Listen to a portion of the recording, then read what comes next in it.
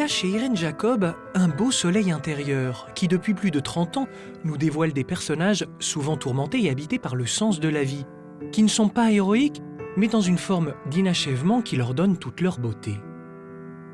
Depuis son prix d'interprétation à Cannes pour La double vie de Véronique de Krzysztof Kieślowski en 1991, jusqu'à aujourd'hui, où l'on découvre sa première production littéraire dans laquelle elle fait rimer recherche et poésie du cœur, adieu au père et rendez-vous avec soi. Il y a à travers ses films, comme derrière ses mots, un patchwork d'inattendus, un assemblage de moments d'inspiration, un ajustement d'images et de pensées, de vide et d'étonnement.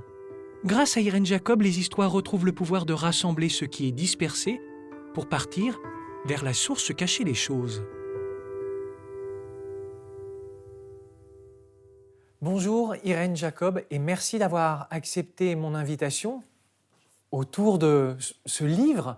Alors, j'arrive pas à le qualifier. C'est quoi? C'est un roman ou pas, ce premier livre? Je dirais que c'est une autofiction parce que je m'appelle Irène dedans, mais tous les autres personnages qui sont tout à fait reconnaissables sont appelés par leur deuxième prénom. Et ça, c'était parce que j'avais envie justement de me laisser la possibilité de donner place à mon ressenti plutôt qu'on se dise « Ah, elle a fait une biographie » ou « Ah oui, mais non, mais c'était pas à cette date-là. » Ah, oui. Et puis je parle de mon père, j'avais envie de le parler à ma façon, et je sais que mes frères en parleraient d'une autre façon, et j'avais envie d'avoir la liberté totale, et en même temps, je cache rien, on voit bien qui est qui, mais on comprend que déjà c'est à travers le prisme d'un ressenti, d'une subjectivité, et moi je m'appelle Irène parce que c'est moi, c'est tel que je ressens les choses, et à travers ce moment-là. Et puis bravo aussi pour la richesse et la délicatesse du style, parce qu'avec les mots de tout le monde, vous écrivez comme personne. Donc bravo pour ce livre, je voulais vous le dire vraiment. Alors, votre père fait partie de ces aventuriers modernes qui cherchent l'origine de l'univers, c'est un chercheur en physique quantique. Alors, est-ce que, à la manière de l'univers qu'il a exploré, il y a un cinéma classique qui soit comme ça, en expansion, qui n'ait pas de bord, qui n'ait pas de limite? Oui, certainement. En tout cas, je parle à un moment d'une visite au CERN, donc le Centre européen de recherche nucléaire, avec Krzysztof Kieślowski, puisqu'il était venu visiter le CERN.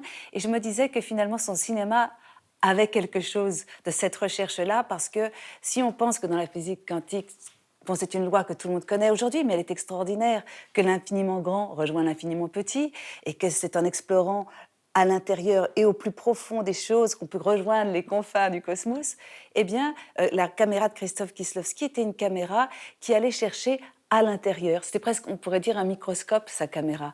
Un cinéma de l'intime? Oui, mais je pense qu'à travers l'intime, parce qu'il a commencé par faire beaucoup de documentaires. Il a réalisé tout d'un coup qu'il n'était pas que pour parler de la société, il vivait dans un moment qui était quand même... il y avait la censure, c'était très tendu. Mais il s'est dit finalement, ce qui m'intéresse, c'est de parler comment est traversé l'humain là-dedans, comment ça se passe au plus profond des gens. Et j'avais envie de plonger sa caméra à l'intérieur de ces personnages. Et il disait toujours, c'est parce que c'est là où on va rejoindre l'essentiel. C'est-à-dire que plus tu seras personnel, plus tu seras incarné, plus tu vas dire des choses qui te sont personnelles à toi, plus ce sera possible de le partager au plus grand nombre. Oh, Véronique, mais vous vous êtes trompée d'heure ou de jour? Ou alors c'est moi qui me trompe. Non. Je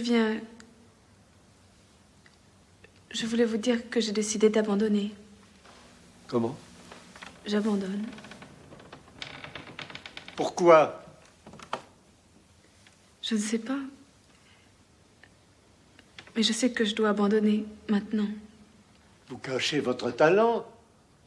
On n'a pas le droit de faire ça. Vous mériteriez d'être traîné devant un tribunal. Oui, on n'a pas le droit. Véronique, je ne vous verrai plus.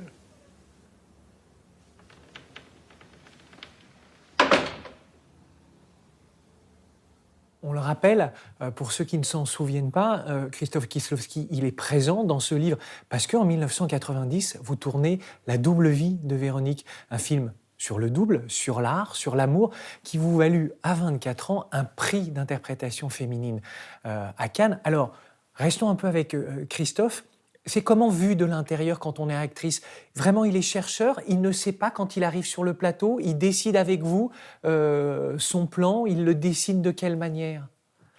Alors, c'était vraiment une époque où il y avait le cinéma polonais avec une école de Lodz où le chef opérateur était vraiment un acteur principal du film. C'est-à-dire que lui, à chaque film, en fait, Krzysztof Kieślowski changeait de chef opérateur, contrairement à la plupart des réalisateurs qui aiment bien s'attacher à un chef op. Et puis, le plaisir d'inventer aussi, de se dire, tiens, il y a ce moment où tout d'un coup, Véronique s'évanouit, on va prendre la caméra du haut du théâtre, on va la balancer avec une corde à travers le théâtre, ou une façon où il y a un moment où il y a des faux semblants, où je ne comprends plus exactement ce que je suis en train de vivre dans mon personnage. Et alors, on me voit dans un couloir et tout d'un coup, il y a une fausse ombre que je tends comme ça, qui passe, et ensuite c'est moi. Et on se dit, mais comment ça se fait? C'est pas tout à fait réaliste. Donc, d'arriver avec le cinéma à trouver des inventions par la caméra, donc d'inventer des choses, on se dit, tiens, là, les gens vont être bluffés, ils vont se dire, mais comment ils ont fait ça? En 1994, vous êtes retrouvés pour le troisième volet de cette trilogie. Ça avait commencé avec Bleu, Liberté, Blanc, Égalité, Rouge, Fraternité, 3 couleurs. Et puis, vous partagiez cette fois-ci la distribution avec Jean-Louis Trintignant.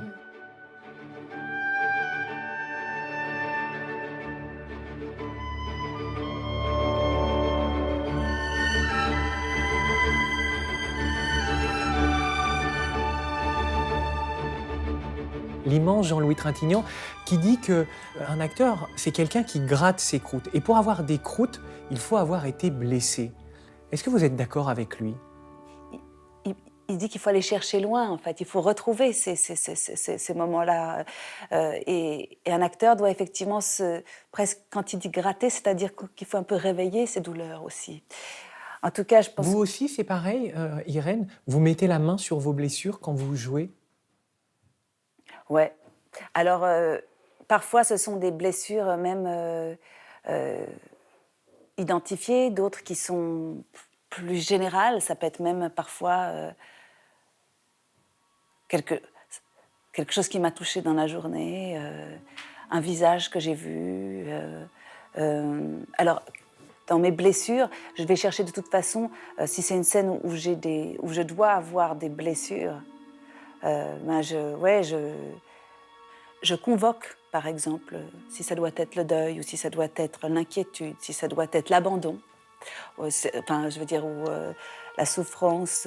Je peux convoquer même la blessure que j'ai ressentie en lisant un livre, à un visage que j'ai aperçu le matin, à un article que j'ai lu hier, à quelque chose qui m'arrive en ce moment que je traverse, à quelque chose dont je me souviens quand j'étais enfant, enfin voilà, ou à quelque chose qui est arrivé à ma grand-mère, ou quelque chose qui est arrivé à une amie, quelque chose, ou me laisser profondément émouvoir par la situation aussi, ou le partenaire en face de moi. Je crois que c'est un moment, voilà, où on doit se rendre disponible à ce qui va se passer.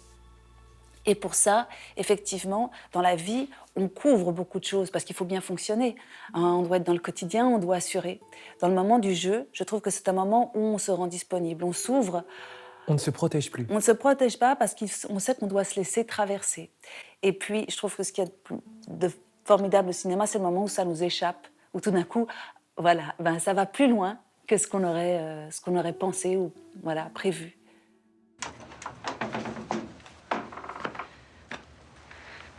Bonjour. Je suis venue... J'ai lu le journal. Je voudrais que vous sachiez que je ne l'ai dit à personne. Je sais. À personne. Ni à la police, ni à personne. Je sais. Je sais qui c'est. Qui? C'est moi. Vous me l'avez demandé vous-même. Vous voulez pas entrer? Je vais vous montrer quelque chose.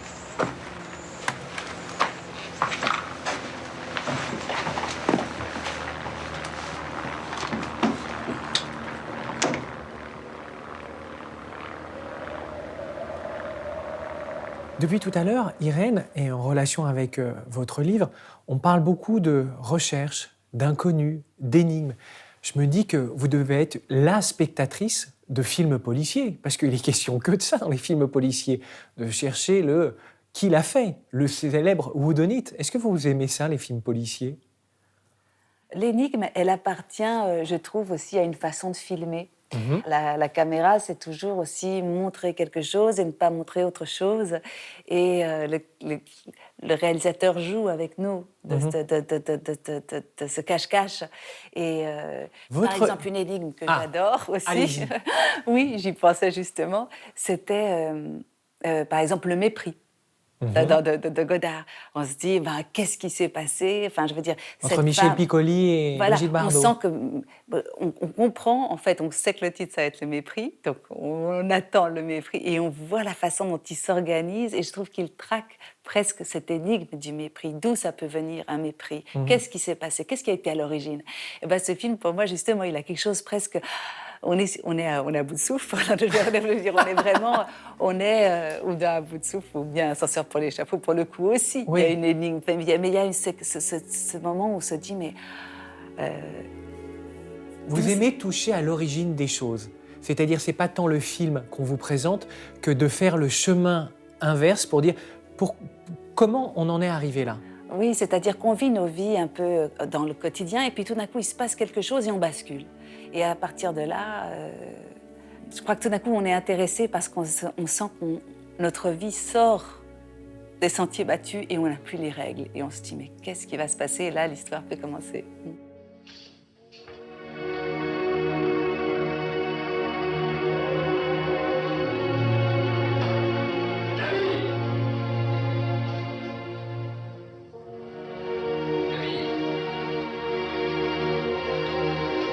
Je te méprise.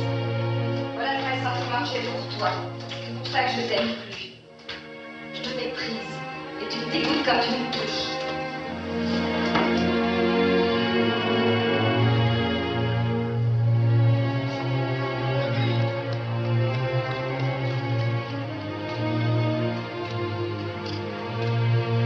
Attends-moi quand même, tu exagères.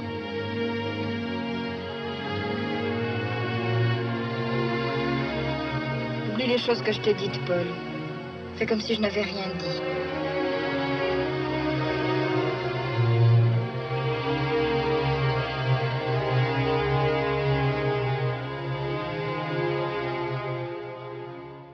Depuis le début, on parle beaucoup de cinéma. Il y a Louis Malle, Kieślowski, Théo Angelopoulos. Vous êtes une actrice du cinéma d'auteur, sans que ça soit péjoratif, parce que auteur, on peut l'écrire avec un H d'ailleurs.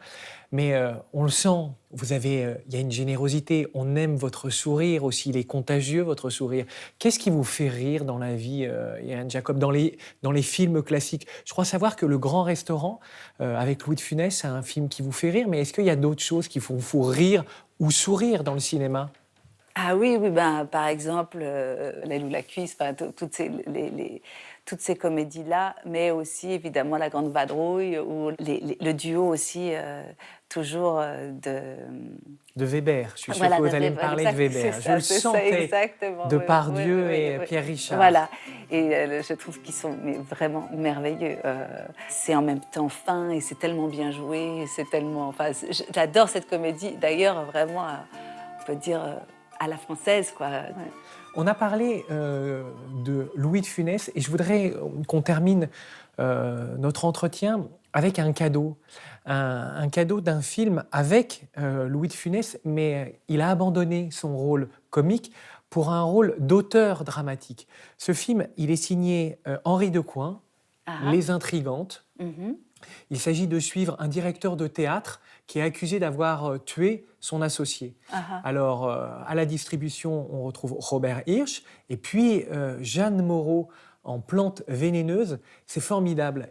Henri Decoing, c'est un metteur en scène magnifique qu'il faut plus régulièrement citer parce que ce film-là, comme l'ensemble de son cinéma, est intéressant parce qu'il apporte des variations autour de ce que sont les femmes de la société française d'après-guerre, libre et indépendante. Tu m'aimes? Comme je respire. Et j'aime aussi ces heures d'angoisse, parce que je peux t'aider. Vivre avec toi. Autrement. Autrement quoi? J'aime que tu aies des coups durs. Tu reviens contre moi, nous redevenons égaux. C'est d'un rare dans le mariage. Embrasse-moi. Voilà, je voulais vous offrir Merci beaucoup. ce petit cadeau. Ah bah merci beaucoup, ça me touche beaucoup. Il faudra revenir parce qu'on n'a pas suffisamment parlé de Louis Malle, on n'a oui. pas suffisamment parlé de Paul Schrader. On a encore beaucoup de choses à évoquer sur le cinéma classique avec vous. Donc il faudra revenir. Bah merci beaucoup. Merci beaucoup Irène.